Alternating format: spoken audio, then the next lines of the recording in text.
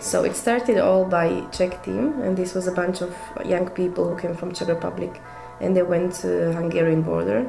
And then when the Hungarian borders were closing completely, then there were some people actually like holding the fences. Then they went south and they started working on the Serbian border. At that time, when Babska was open, there was like few thousands of people every day. I don't think all of them were able to pass during one day. Everything was just a mud. People were everywhere. It was September, so they were just on the fields. They didn't have tents. They had some blankets, but they usually used just huge garbage bags just to protect themselves from the rain. The Czech team was the first, yes, like not me personally. I came a few weeks afterwards. And so they basically just took over a border crossing, and there was no shelter, so they built up a tent. They bought a generator and they started with light and all. So it was lots of this work. But then logically there was more and more systematic work. A bunch of angry young students from Czech Republic who want to help refugees in the field is much more flexible than organizations. So that's also a good thing that it was done by the so-called Czech team, because it was just a bunch of people who were not tied by any procedures or anything. And then people in need and people in peril came from Czech and Slovak Republic, and they started doing the whole support for volunteers. So they found the house, then we found the storage room. This place? Yeah, it's our warehouse. Welcome in our messy warehouse. It was clean here. Since Berkasovo closed around 2 weeks after I came here, and we were working basically in the field, and we had a big tent, like an army tent full of clothes.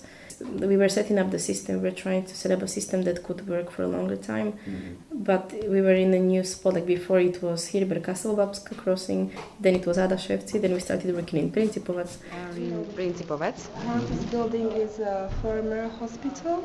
Thank you. And it was closed, but they opened it just because of the refugees to have the roof over their heads. We are about to start the morning shift with showers, so people, they come to take a shower in the morning, so we open for 3 hours and we distribute them the hygienic stuff, shampoos, towels.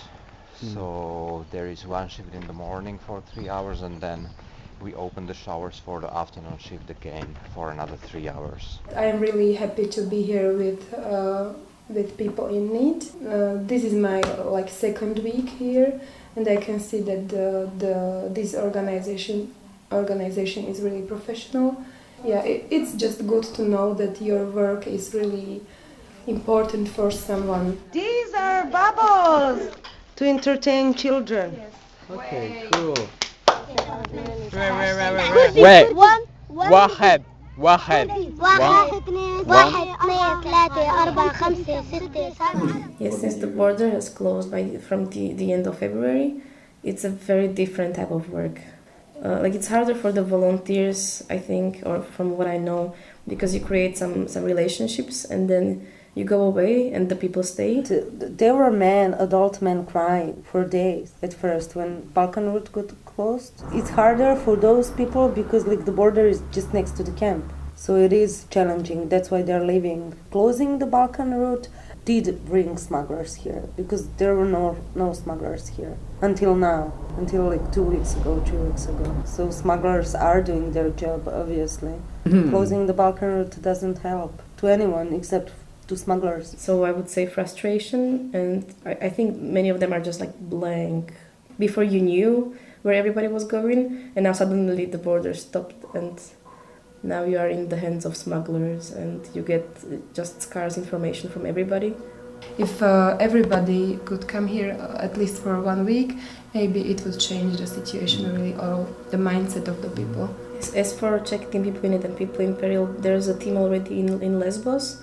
So there's already a team in Lesbos. Now there's a team in Greece, also in Idomeni. And pretty soon we will move it to another place. I think it's gonna be in Greece.